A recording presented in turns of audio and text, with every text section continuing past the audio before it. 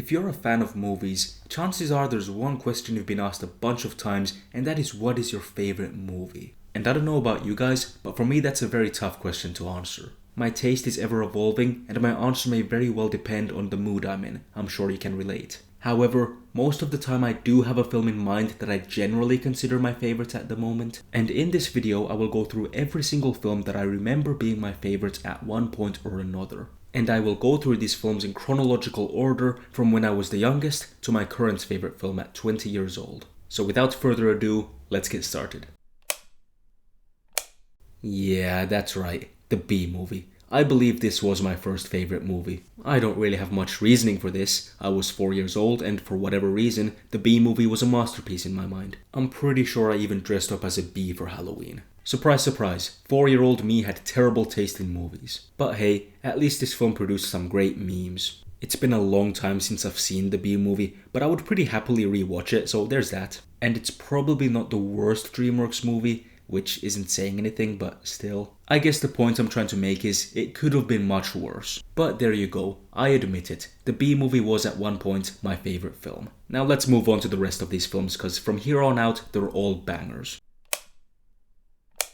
Terminator 2 Judgment Day was my favorite film for a long time. I'm pretty sure I first saw it at the age of 5 with my dad, and over the years I've seen this film at least 15 times. It's a masterpiece, a quintessential action film. The premise is very simple. A robot is sent back in time to protect a kid from a more dangerous robot. Of course there's more to it, but that's the basic setup. The film is gripping from start to finish. The story is engaging, the action sequences are intense, and the characters are very believable. It's the type of film you could rewatch over and over again and never get tired of it. The film is also thematically rich and presents some interesting moral dilemmas. There's something for everyone in here. And while this may not be my favorite film anymore, I will forever cherish it and hold it close to my heart. I would go as far as to say that Terminator 2 was my favorite film for the better part of a decade, from around 5 years old to about 14. Of course there were short periods of time within that range where another film would temporarily be my favorite. You know how kids are, as soon as they see a film that they like, they'll be like, that's my new favorite movie. Movies like Rush 2013 and A Monster Calls 2016 were briefly my favorites at one point or another. And I still love those films very much, but T2 Judgment Day was my ultimate number one throughout that period of time. However, it was at the age of 14 when I began taking cinema more seriously and watching way more movies. And that's when my favorite movies began changing a bit more frequently. So let's move on to the next one.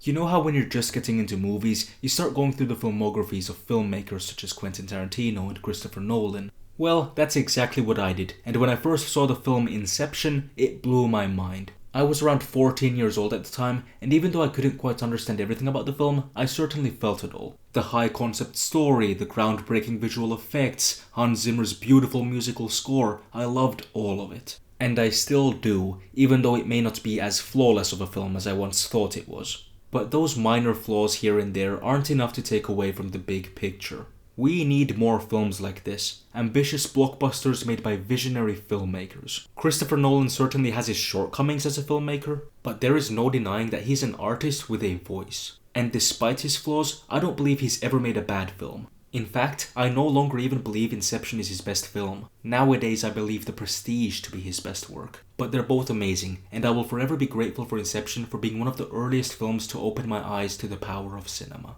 Oh, and quick side note. If I remember correctly, I believe during this time there was a brief moment where Pulp Fiction was actually my favorite film, but I'm not even 100% sure if that's the case, so let's leave it at that. That's right, I had a Wolf of Wall Street phase, and I still absolutely love this film despite its reputation. You see, a lot of people love The Wolf of Wall Street for the absolute wrong reasons, because Jordan Belfort is such a cool guy with all this money and women. No, I was never that guy, luckily.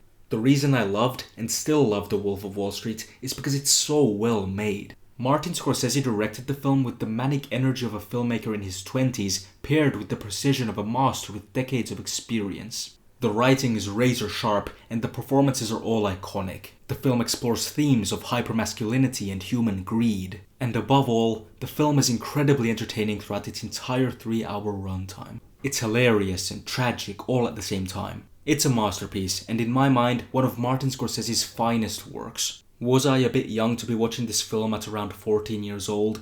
Maybe. But hey, it's art. And of all the things you can be subjected to as a kid, I think art is one of the better things. The Wolf of Wall Street was my favourite film when I was around 15 years old. Keep in mind these are just estimates. And I think it's a good favourite film to have if you're a young cinephile who has maybe yet to dive deeper into the world of cinema. And I believe the same applies for this next film, so let's get into it.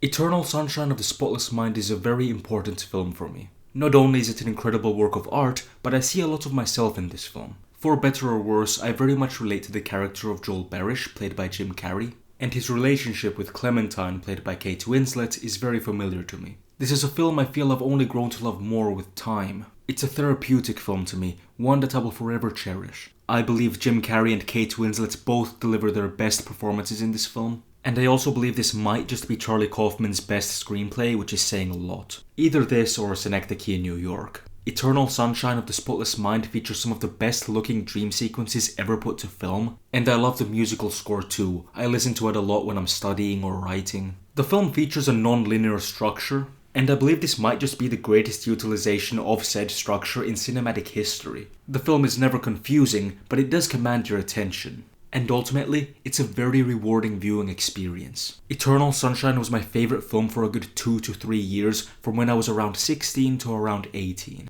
In fact, I found this old privated list of mine on Letterboxd of my favourite films at the time. It's very different from my current list, which I'll show you later, but I still love all of these films. This should give you a good idea of what my taste was like when I was around 17 years old. But I am quite surprised that there's no Inception on this list. But anyway, let's move on because this is where things start getting very interesting. The Teenage Apocalypse trilogy, and more specifically, The Doom Generation, directed by Gregor Araki, changed my life. At 17 years old, I was the perfect age when I discovered Gregor Araki. And to this day, he is the filmmaker that means the most to me. I've seen every single one of his films, and the one that was my favourite for around 2 years is The Doom Generation. The film is only 83 minutes long, and the amount of substance he fits into that runtime is astounding. It's a coming-of-age film about these 3 teenagers who are essentially trying to avoid adulthood.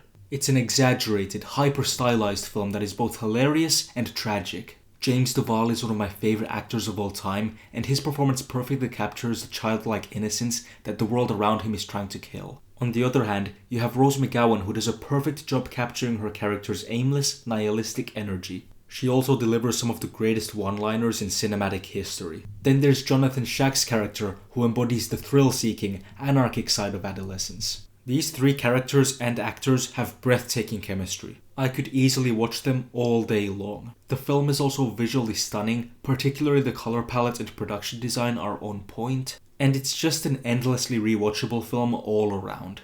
And I considered it my favourite film from when I was around 18 years old to just a few months ago at 20 years old. And I am certain that this film will forever be one of my favourites and one of the most important films of my life. But what exactly is my current favourite film? Let's talk about it. Tokyo Story is perhaps the best example of a film where every element works in harmony. The shots are static, yet every frame hums with quiet emotion, allowing the film to flow gently and deliberately. The writing is empathetic, never judgmental. It explores human flaws with compassion, always mindful of the context in which people live and make choices. The performances feel almost theatrical, fitting the film's domestic, stage-like setting, and yet never once do the actors feel like they're acting. They're perfectly cast and their characters are entirely believable. There's a dreamy quality to Tokyo Story that's hard to pin down. It's as if we're peeking into an alternate version of our own world, just slightly quieter and more contemplative. It's like looking at your own reflection in a still pond. The film moves slowly, but it never drags. It's a slice of life that somehow captures all of life. Its heartbreak, its quiet joys, and its inevitable passage. The film's message is simple: be kind and the rest will follow. And in that simplicity, the film finds all the layered complexities of human nature. Tokyo Story is difficult to analyze, yet easy to understand, and more importantly, easy to feel. It may just be the greatest film ever made. I had just turned 19 years old when I first saw Tokyo Story, and it blew me away. Since then, I've seen the film 2 additional times, and I've only grown to love it more and more with each viewing. Not only do I see myself in this film, but I see everyone and everything in Tokyo Story. This might sound a bit corny coming from a 20-year-old, but Tokyo Story is one of those films that really makes you think about life. It changed me, and I think it's my favourite film at the moment. Earlier I promised I'd show you the updated list of my favourite films of all time. Here they are in alphabetical order. I really have a hard time picking one film as my favourite, so here's 20. I think it's a lot of fun to compare this list to the earlier list, and it's especially crazy because there's only a 3-year gap between them. My taste has changed a lot, and I'm sure it will continue to do so. And I think that's a really beautiful thing. There are so many films out there, I will never run out of great films to watch. And hey, I think that's a good place to end this video. See you next time.